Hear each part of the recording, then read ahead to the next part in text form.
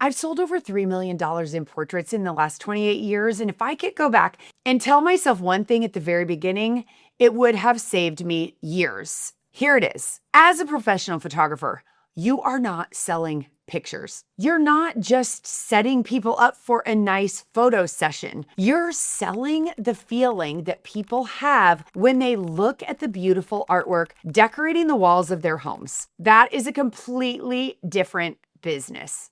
I was dead certain of the opposite for a long time. I was sure in-person selling was terrible, and I refused to do it for years.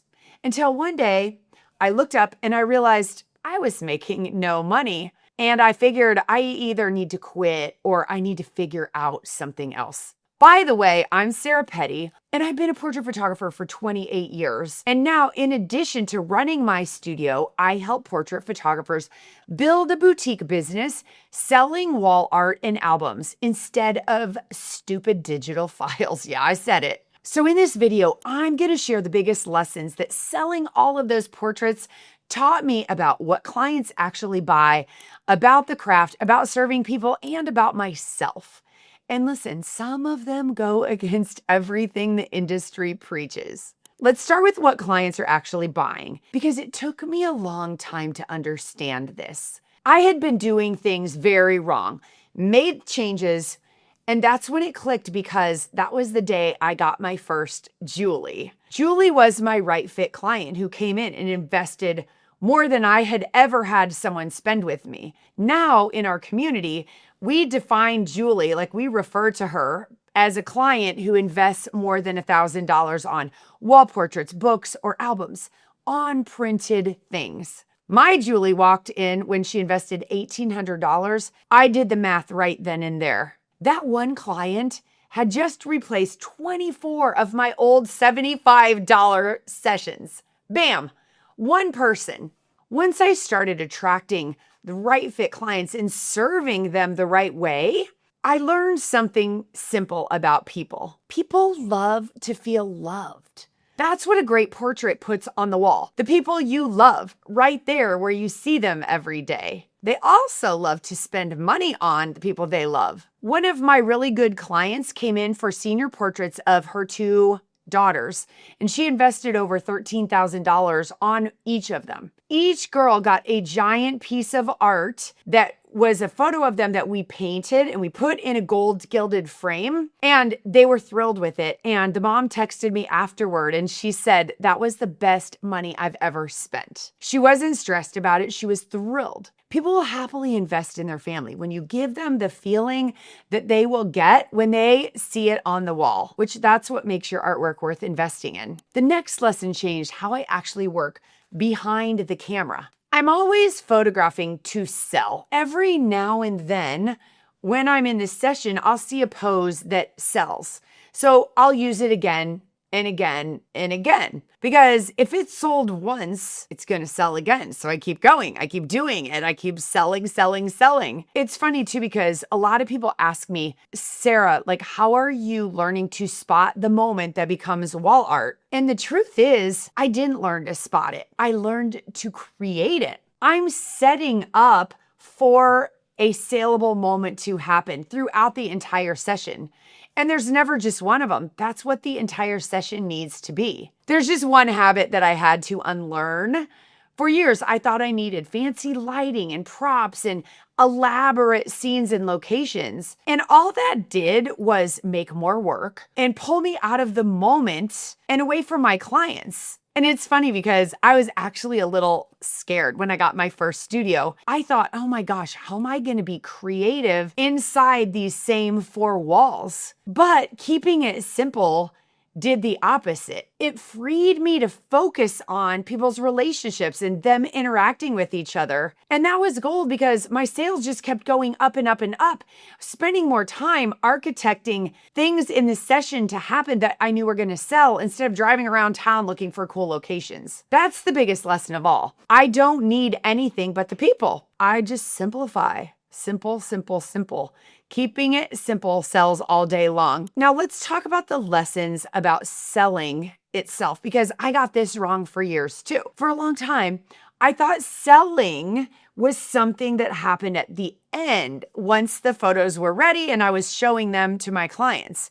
It took me years to realize that selling starts at the very first phone call, happens all the way along the process. So if you do those parts well, the selling just happens. Really, your clients are begging to buy. That was shocking for me. And this is something else that I discovered. The more time a client invests with you, the more money they invest. The comfort and trust that they're building up along the way are what get built during all of those interactions. I learned that one the hard way because over the years, I've skipped parts of my process or done something in the name of making it easier for a client. And so early on in a woman's pregnancy, she reached out to me and I went over all of the details then because I was trying to just make it easier for her. But I didn't photograph the session for many, many, many months until that baby was born.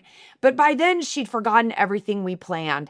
I didn't sit down with her and show her the products and go over the prices in detail. When we got to the ordering appointment, she ordered all these things. And then when I brought out the pricing, even though I believe I talked to her about them, she'd completely forgotten and had a complete crying meltdown right in front of me. And I felt terrible. This is one of the steps I created that everyone will meet with me before this session, and it will be within 2 weeks of their session because she didn't remember, or maybe I didn't remember what I said. I don't know, but the session or the ordering appointment or something inside the experience falls apart. It's because you have a lack of a repeatable system, and that doesn't serve anyone. And this is the one that matters most to me. Good selling and serving are the same thing. So if you're serving your client, you're guiding them to something they'll treasure. If you're not, you're popping in at the last minute and you're being salesy and gross, or you're sending clients off with digital files to stick in a drawer or leave on their phone for eternity. Serving and selling have to be the same thing, and it should feel good or you're doing it wrong. By the way, it took me years to learn all of these lessons the very hard way. And the good news is you don't have to, because there's almost always one thing holding you back, a bottleneck in your business. It's kind of like trying to read the label of a bottle from the inside of the bottle, which is exactly why I had my coaches put some time on their calendar for you. So I want you to be able to book a free Profit Path assessment call so that they can help identify what that one biggest constraint is, that if you unclog it, it will change everything. I'm going to stick a link in the description below for you. So far, these lessons that I've learned probably sound reasonable. The next ones won't. Some of the most valuable things that I've learned go completely against what this industry is preaching. Take the sales room. Everyone will tell you that you need a dedicated sales room in your studio, a separate space where you photograph here, but then you go and you show their clients their images and that's where you sell to them. I never liked that idea. I've never had one and I've never wanted one. And when we built our custom studio, my dream studio, after I'd moved through 3 different studios, I was finally at the point where I could build one for myself, which is such a dream. My husband, who happens to be an architect, good benefit, right? We sat down and I told him that everyone said I should have a sales room. So in the original design, he designed it in, and I just couldn't shake the fact that I did not want a dedicated sales room. All that space being used for something that I could do in my camera room. So that's what I did. We cut the sales room out, and now I have the camera room where I'm creating the images, but I have a giant wall, and that's where I project their images huge on that very same wall in the very same room where we created that artwork. And I love it, and they've already been there. They're comfortable. It doesn't feel salesy or tricky or anything. And I get bigger sales than most people in this industry. That alone proves that there's more than one way to do this. Another thing that's counterintuitive is that your photography does not make you more money. If all your effort is going into becoming a better photographer, I hate to tell you, but you're focused on the wrong thing. Sure, you need to be good, and yes, keep working on your craft, but I'm telling you, that matters far less than knowing how to run a session that serves your clients with a system that helps them end up with gorgeous printed wall-worthy artwork. The last lessons are the personal ones, and they surprised me probably the most. Selling all of these portraits taught me that I truly love watching people invest in large wall portraits of their family and that art to decorate their home. And listen, when someone invests like that, it shows to the world how much they love the people in their life, and that just never gets old for me. It also cured something that I carried for years. I always felt insecure about my skills because I don't have a degree in photography, but I know that I've sold more than plenty of photographers who are way more talented than I am. And it wasn't my photography that finally fixed that insecurity.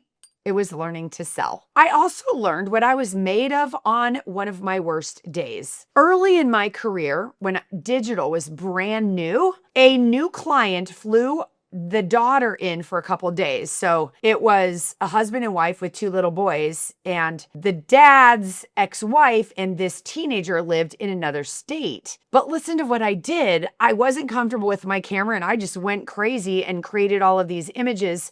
I think it was my first digital session, and I completely messed up the exposure. The images were there enough to see and get this sale, but because I completely messed up the exposure, there was no saving them. There was no printing them. They were so underexposed. But I did the presentation, and she just trusted that I could fix them. Well, remember when digital came out, Photoshop was brand new. We didn't have the skills we have now. She had ordered and paid me $5,600 in full, and I had to give every dollar of it back. It was awful. And listen, I felt bad for me because that's a lot of money. But also I felt bad for them because the daughter flew home. We couldn't reshoot them. That really left me feeling worse. But I know I did the right thing by giving the money back. And listen, I survived it. I'm still here, right? So now I remember that lesson and I get my exposure right. And it taught me that I can survive most things. And if I look at failing as learning, it's going to make me stronger instead of weaker. And that's part of what we have to do when we own a small business. Because listen, the part I'm most grateful for as being an entrepreneur, that I got to learn those lessons. And every lesson I learned was a step on the staircase, and it's led me to right where I am. And I realized early in business, and I hope you take a minute to think about this, by being in business, we're choosing not to follow the traditional career path. And along with that come risks, but also lessons. And there are so dang many rewards that come from having your own business, even if you keep some of that job part-time or full-time. The best part is that we can protect our family time. I got to be at everything I wanted to be at. Volleyball games and family trips, traveling with my husband, so fun. And if I would have stayed at Coca-Cola, which was my first job out of college, and climbed that corporate ladder, sure, that would have been cool. But I would have paid a price. I would have paid for it in family time, and that just was never worth it for me. So listen, if you want help learning from all the lessons I've spent years learning and seeing what that whole system looks like, book a free call with my team and get your own photography profit path assessment so that you can find out where the constraint is in your business. I'm sticking the link in the description below, and I'll see you in the next one.